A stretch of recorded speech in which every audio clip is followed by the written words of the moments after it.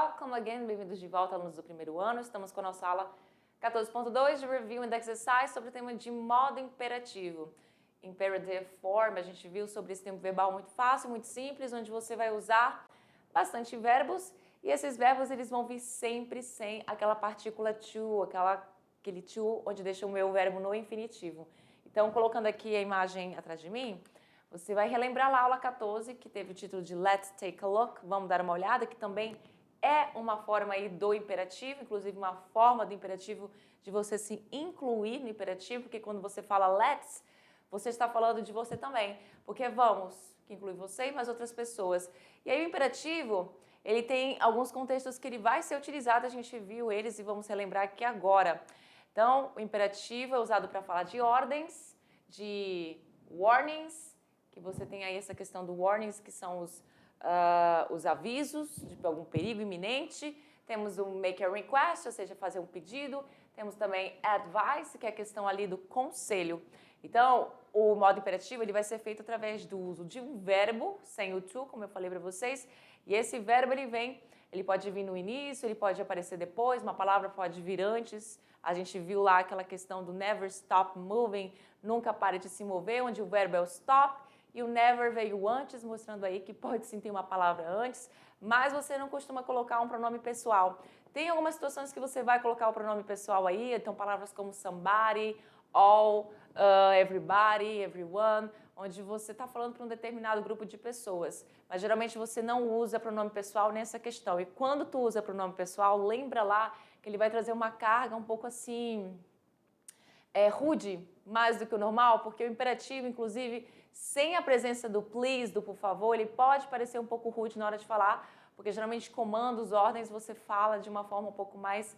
É que você fala de uma forma mais grosseira, mas você pode soar grosseiro, mesmo não querendo soar. Então, olha só, close the gate, fecha o portão, stay there, fique lá. Dependendo de como você fala, o please é importante, né?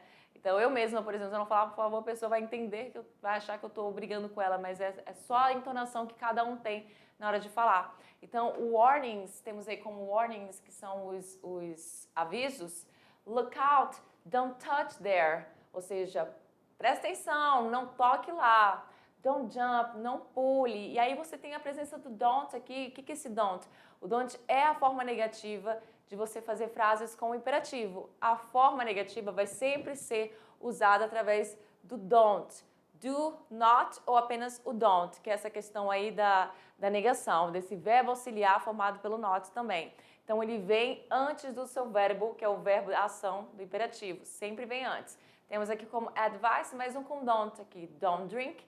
Não beba, e o stop sozinho, porque você também pode fazer frases no imperativo usando apenas o verbo, somente ele, mais ninguém. Quando você quer falar bebe, fala, vai, come, ou aqui, como tá, pare, né, stop. A gente também tem mais situações para usar com o imperativo, que é para falar de instructions, por exemplo, instruções, e making an invitation or offer, ou seja, fazer um convite ou uma oferta. Ou seja, keep out of reach of children, que eu até falei children naquela hora que eu misturei um com o outro, mas é children, keep out of children, of reach of children, na verdade. O que é isso? É o quê? Mantenha, né, fora do alcance das crianças. É uma instrução para você manter fora do alcance das crianças. Você vê muito isso em bula de remédio. Don't apply it directly to the skin. Não aplique isso diretamente na pele. Don't apply. Agora, se fosse na afirmativa, era só tirar o don't, né? Tirou o don't aqui, virou apply it directly to the skin. Aplique isso diretamente na sua pele, fazendo a afirmativa. Have another cup of coffee. Have another cup of coffee. Ou seja, tomei mais uma xícara de café. E aqui, no caso, se você estivesse falando de chá, seria tea. E para finalizar, come around and see my new garden. Venha e veja o meu novo jardim. Come around, venha aqui passear ao redor do meu jardim. E é isso, gente. Chegou o momento da atividade de sala. Be right back.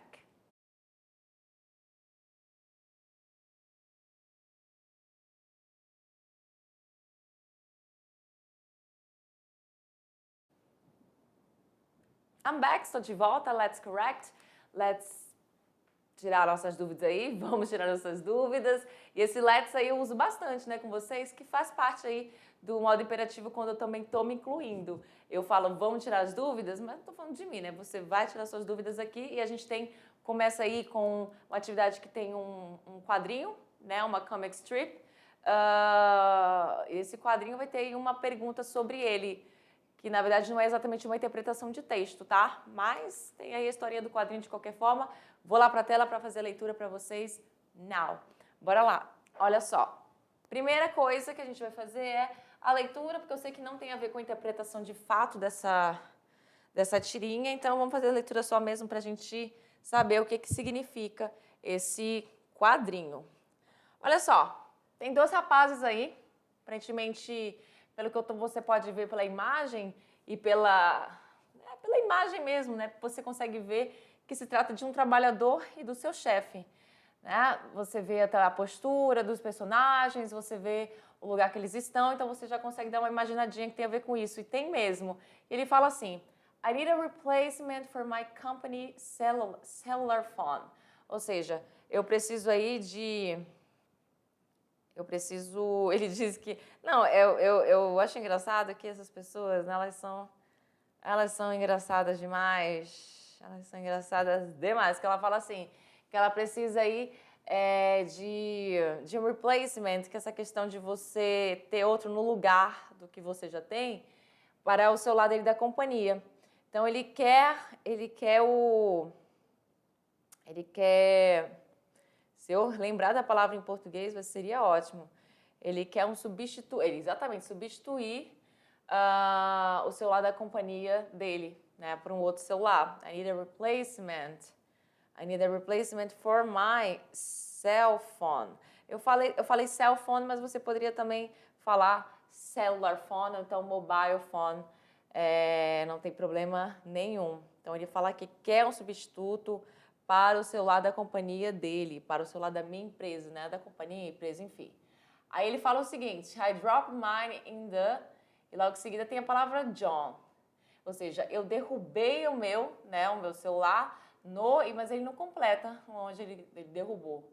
E aí o chefe dele, o boss, fala o seguinte, again, porque aparentemente isso é uma coisa que acontece mais de uma vez. E ele fala, again, de novo, why don't you reach in and fish it out? Porque você não, né, alcançou e pegou o celular. Daí ele diz, I tried, eu tentei, but then my pager fell in two. Ou seja, eu tentei, mas aí o meu pager caiu também, né? Que é um outro aparelho que ele tinha. E ele me explicando aqui, eu acho engraçado essa imagem, essas duas imagens aqui. Eu acho que com a linguagem verbal e a não verbal ficaram muito engraçadinhas. Nada tão hilário, mas eu achei engraçadinho, isso que importa. E aí ele fala assim, reach in and get them both. Ou seja, ele usa aqui também a estrutura de imperativo. Reach in and get them both. Ou seja, alcance eles e pegue eles. Vai lá, né? Dá um jeito de pegar. Aí ele fala o seguinte. Ele diz isso aqui. O que ele diz? O que ele diz? Ele fala o seguinte. Ele fala que tentou. Deixa só um minutinho, galera. Deixa eu só dar uma arrumadinha aqui. Já falo com vocês, não vão embora, fiquem aí. Já falo. Fell in.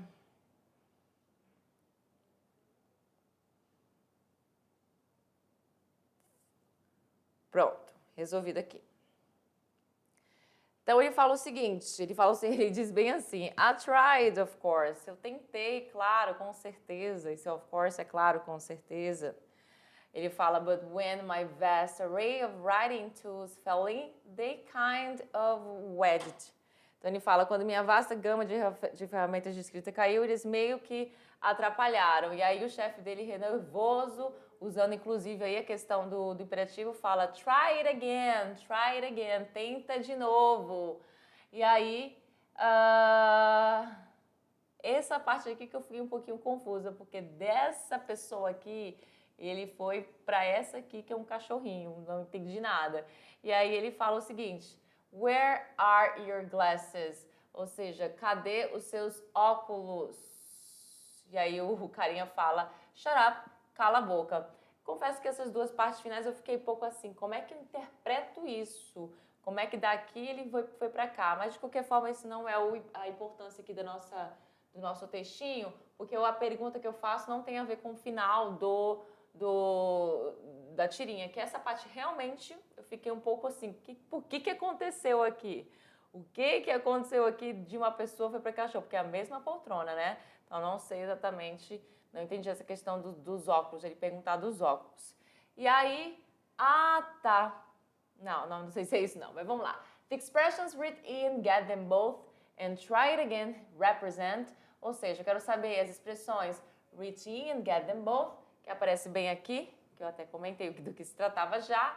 E a outra questão é try it again, que é essa questão aqui do tente de novo, que ele fala aqui.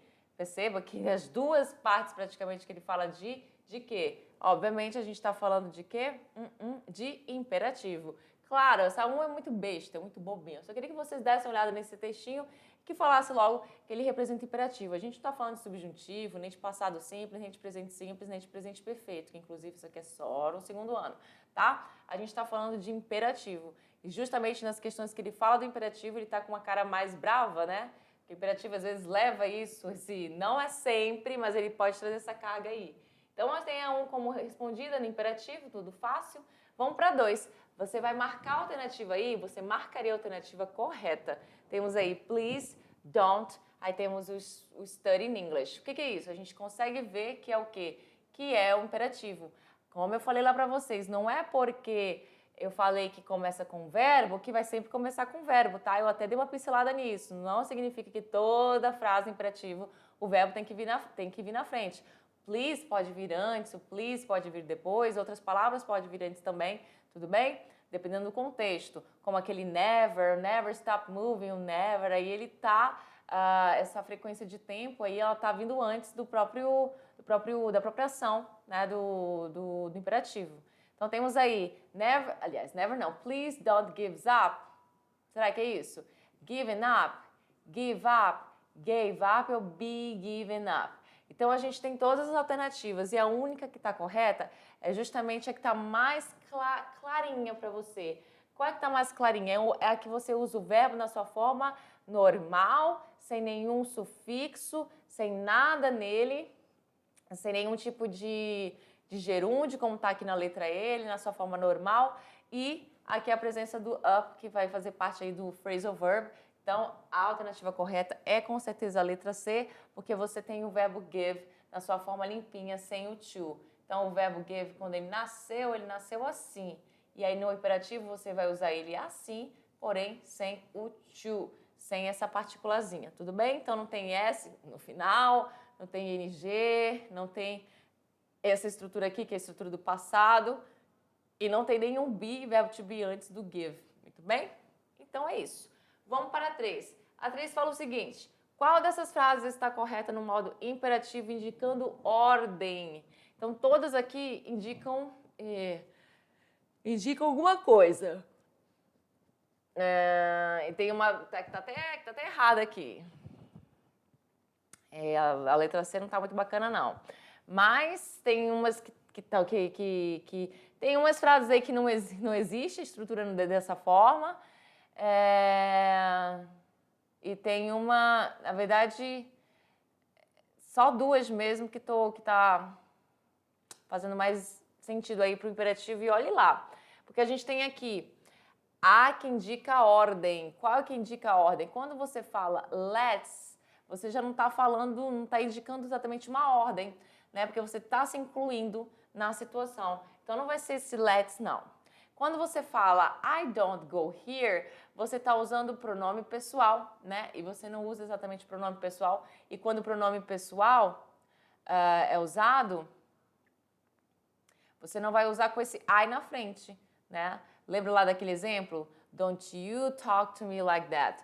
Na verdade, eu estou inventando um exemplo, porque eu não lembro o que aquela mulher de cara brava falou lá naquele momento da nossa aula, nos últimos slides da nossa aula. Mas quando eu falo don't you talk to me like that, você não fale comigo assim. Então esse you aí faz parte do modo imperativo, mas trazendo essa carga aí de uma decisão mais incisiva, né, de algo mais raivoso, assim, digamos assim. Então não é a de I go here, também não faz o menor sentido.